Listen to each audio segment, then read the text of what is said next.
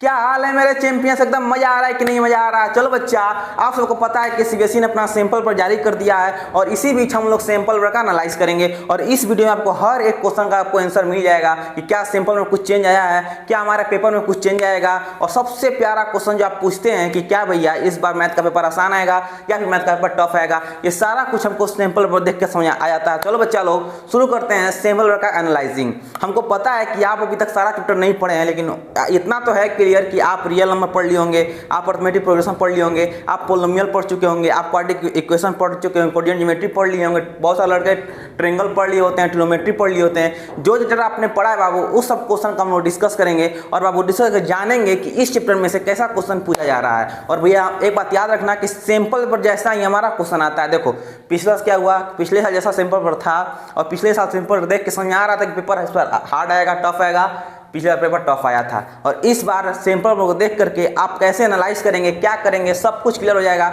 चलो बच्चा लोग शुरू करते हैं सैंपल वर्क का एनालाइजेज। तो अब चलते हैं बाबू, पेपर को एनालाइज करने के लिए थोड़ा साइड हो जाते हैं ताकि आपको पूरा क्लियर आपको इधर दिख रहा होगा स्क्रीन, जिससे हमारा पेपर स्क्रॉल हो रहा होगा। देखो बाबू, सबसे पहले पेपर ओपन करोगे तो आपको वही इंस्ट्रक्शन मिलेगा जैसा हर एक पेपर में आपको मिलता है, वही इंस्ट्रक्शन जो हर साल देता है, वही कुछ में कुछ खास दिया नहीं हुआ है। हम चलते हैं बाबू सीधा क्वेश्चन पे। देखो क्वेश्चन थोड़ा गौर से कीजिएगा। पहला जो क्वेश्चन आपका ऑब्जेक्टिव क्वेश्चन है जो कि ये कह रहा है कि इफ द ए बराबर 2 के पावर 2 इंटू 3x, बी बराबर 2 के पावर 2 3 इंटू 5, सी के पावर दिया हुआ है, आपको एलसीएम दिया हुआ है एबीसी का 3780, देन x इज। भैया कितना आसान क्वेश्चन है, इससे आसान क्वेश्चन और क्या हो सकता है। और थोड़ा आगे क्वेश्चन पढ़ो तो shortest distance of the point 2,3 from the y axis, आपको वाई एक्सिस से शॉर्टेस्ट डिस्टेंस निकालना है। अगर आपने कोऑर्डिनेट ज्योमेट्री पढ़ा हुआ था तो क्वेश्चन अब आपके लिए एकदम आसान है। उससे आगे आओ, आपका लीनियर इक्वेशन 2 वेरिएबल क्वेश्चन है कि if the lines given by 3x + 2ky equal to 2 and the 2x + 5y + 1 equal to 0 are not parallel then k has to be. भैया देखो इतना आसान क्वेश्चन है बाबू। थोड़ा और उससे आगे आओ तो आपका जो क्वेश्चन देखने को मिलेगा क्वेश्चन नंबर 5 ट्रिग्नोमेट्री का कि sec थीटा + tan थीटा बराबर x then sec theta - tan theta will be. भैया सबको पता है 1/x होता है अगर आपने ट्रिग्नोमेट्री पढ़ा होगा। अब आगे आओ तो पूछ रहा है कि which of the following is not quadratic equation. कितना आसान क्वेश्चन है। उससे नीचे आओ, सर्कल का क्वेश्चन दिख रहा होगा जो कि एकदम आसान है अगर आपने सर्कल पढ़ा होगा।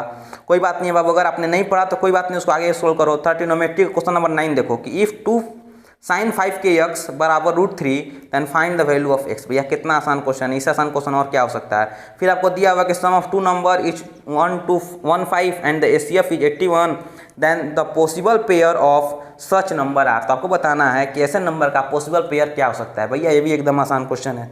अब थोड़ा उससे आगे उससे नीचे आओ कि इफ द जीरो जब quadratic polynomial ax² + bx + c are equal then. तो भैया बताओ अब इतना आसान क्वेश्चन है। अब क्या चाहिए आपको, अब बताओ क्या चाहिए। इससे आसान क्वेश्चन क्या लोगे भैया, वो भी सीबीएसई में, वो भी क्लास 10th में। आप थोड़ा क्वेश्चन देखिए कि जो पॉइंट दिया हुआ है a 9,0, b 9,-16, -9,0, d -9,6 are the vertices of. बताना है कि वर्टिस किसका होगा। भैया अब बताओ, अब इससे आसान क्वेश्चन और क्या हो सकता है। अब थोड़ा देखते हैं 2 नंबर वाला क्वेश्चन देखते हैं।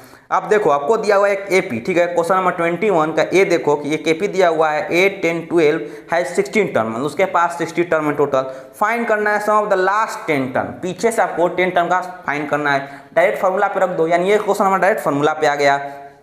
थोड़ा उससे नीचे आओ, ट्रिग्नोमेट्रिक क्वेश्चन फिर से देखते हैं कि इफ sin a + b बराबर 1 cos a - b बराबर √3/2 find the value of a and b। भैया बताओ इससे आसान क्वेश्चन और क्या हो सकता है। वो भी आपका कितना नंबर में है, तो ये आपका 2 मार्क्स में है। अब थोड़ा नीचे आते हैं, ट्रायंगल का क्वेश्चन। अगर आपने ट्रायंगल पढ़ा होगा तो बाबू ये क्वेश्चन एकदम आसान है प्रूफ करने के लिए कि if AP and the DQ are the median of triangle ABC and the DEF where triangle ABC congruence to triangle DE। आपको ये भी दिया हुआ है कि जो हमारा ट्रायंगल है कॉन्ग्रुएंस है, then prove that AB/DE is equal to AB/DQ। भैया बताओ इससे आसान क्वेश्चन और क्या हो सकता है भैया। और थोड़ा आगे पढ़िए आप, आगे देखते जाइए क्वेश्चन। ये आपको ट्रायंगल दिख रहा है बाबू स्क्रीन पे, ये ट्रायंगल आप गौर करेंगे, ध्यान से देखेंगे तो भैया एक्चुअली हमारा एनसीईआरटी क्वेश्चन है।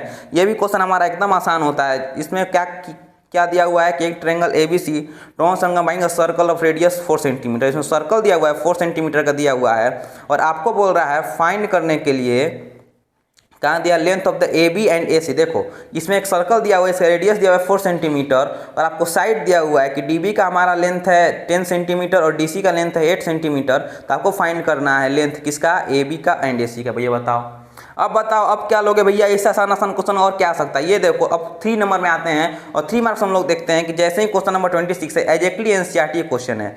ये जो आप फिगर देख रहे हैं बाबू, अगर इस फिगर को ध्यान से देखेंगे तो हमारा एग्जैक्टली होप टू एनसीईआरटी में आपको फिगर भी दिया हुआ है, क्वेश्चन भी दिया हुआ है।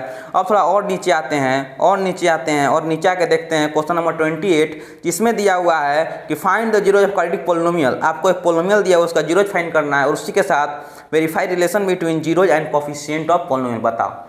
बताओ उन्हें आप बताओ कि इससे आसान क्वेश्चन 3 नंबर और क्या हो सकता है कि इतना आसान क्वेश्चन आपको 3 मार्क्स दे देगा एग्जाम में। और उसके बाद दिया हुआ है क्वेश्चन 29 कि if sine theta plus cos theta बराबर √3 then prove that tan theta plus cos theta बराबर 1। इसका तो बाबू हमने एक शॉर्ट वीडियो मात्र 30 या 40 सेकंड में इस क्वेश्चन को बनाए हैं और यूट्यूब पर डाले हैं, हम जाके देख सकते हैं भैया। अब उसके नीचे अगर आप क्वेश्चन देखेंगे तो cos a minus sine A plus 1 divide by cos a plus sine A minus 1 बराबर cos a के प्लस cot a। ये तो भैया एक एनसीईआरटी क्वेश्चन है, हुब टूब क्वेश्चन पूछ दिया है। अब थोड़ा और नीचे आते हैं बाबू, और ये क्वेश्चन देखिए लीनियर इक्वेशन 2 वेरिएबल में क्वेश्चन पूछा हुआ है। Solve the question graphically. आपको क्वेश्चन को ग्राफिकली सोल्व करना है। बताओ ग्राफिकली तो हर एक बच्चा सोल्व करना जरूर जानता है, नहीं भी जानते हैं तो आप बाबू मेरे वन शॉट लेक्चर से जरूर देख सकते हैं। आप मेरा छोड़िए, आप किसी का वन शॉट लेक्चर उठा लो, ऋतिक सर का उठा लो, सुबीर नरवान का उठा लो, हर एक टीचर किसी भी टीचर का यूट्यूब पे आप वीडियो उठा लो, या फिर आप स्कूल में पढ़ रहे होंगे, हर एक क्लास में जो टीचर जाता है, हर एक मैथ का टीचर, हर एक गुरु आपको ये क्वेश्चन जरूर करवाएगा। क्योंकि ये सब बाबू क्वेश्चन हमारा प्रीवियस 19-18 साल से सेम क्वेश्चन रिपीट हो रहा है, तो ये सब क्वेश्चन हर साल आता है। तो ये सब क्वेश्चन एकदम घिसा पिटा क्वेश्चन है और ये पेपर देगा वो यही एनालाइज हो रहा है कि भैया क्वेश्चन इस बार बहुत आसान पूछा जाएगा। यानी ओवरऑल इस तरह का जो हमारा पेपर है वो बहुत आसान आने वाला है, क्योंकि सैंपल पेपर के आसपास ही हमारा मेन पेपर होता है। तो भैया जब सैंपल में इतना आसान क्वेश्चन है तो अब उसमें हमारा क्वेश्चन आसान होगा, टेंशन मत लो, एकदम आसान क्वेश्चन आएगा, एकदम आसान पेपर आने वाला है। अब क्वेश्चन नंबर हम लोग सेक्शन डी देखते हैं, क्वेश्चन नंबर 32। देखो सेम क्वेश्चन जो क्वेश्चन हर एक टीचर करवाता है अपने क्लास में, हर एक टीचर अपने वन शॉट लेक्चर में करवाएगा, जो स्पीड एवरेज स्पीड का जो क्वेश्चन आता है लीनियर इक्वेशन 2 वेरिएबल का, ये क्वेश्चन अब हर एक टीचर को जरूर करवाता है। तो भैया टेंशन मत लो, क्वेश्चन एकदम आसान आने वाला है, एकदम आसान आएगा। आप थोड़ा क्वेश्चन नंबर 33 पढ़ो कि prove that if the line is drawn parallel to the one side of triangle to intersect the other two sides in the distinct point, the other two sides are the divided in same ratio। बताओ भैया ये जो हमारा देख रहे हैं आप, जो थ्योरम देख रहे हैं, इसी थ्योरम को कहते हैं हम लोग थेल्स थ्योरम कहते हैं, जो कि हर एक बच्चा प्रूफ जरूर करता है, हर एक टीचर जरूर प्रूफ करवाता है। तो यार टेंशन मत लो भैया, क्वेश्चन इस साल का एकदम आसान आने वाला है। ये जो आप क्वेश्चन देख रहे हैं क्वेश्चन नंबर 34, इसमें 34 का ए क्वेश्चन नंबर भी और 34 का बी क्वेश्चन भी डायरेक्ट एनसीईआरटी में से क्वेश्चन है। आप जाकर एनसीईआरटी में खोज भी सकते हैं, एनसीईआरटी में देख भी सकते हैं। और बात करें भैया सबसे tough question case based study वाले क्वेश्चन पे, और थोड़ा केस बेस्ड स्टडी वाले क्वेश्चन को थोड़ा गौर करना बाबू, जो कि हर एक स्टूडेंट का टफ क्वेश्चन होता है, मतलब हर एक स्टूडेंट का सबसे टफ माना जाता है केस बेस्ड स्टडी वाले क्वेश्चन। थोड़ा इस पर गौर करना। क्वेश्चन क्या है कि आपको दो प्रोग्रेशन दिया हुआ है, एक प्रोग्रेशन -5 -2 1 4, एक प्रोग्रेशन दिया हुआ है 187 184 181, और बोल रहा है फाइंड करने के लिए find the sum of the common difference of two progression, and दोनों प्रोग्रेशन का कॉमन डिफरेंस निकालो, उसको ऐड करके लिखो। भैया इससे आसान क्वेश्चन और क्या हो सकता है। सेकंड क्वेश्चन दे रहा है कि find the 34 term of progression.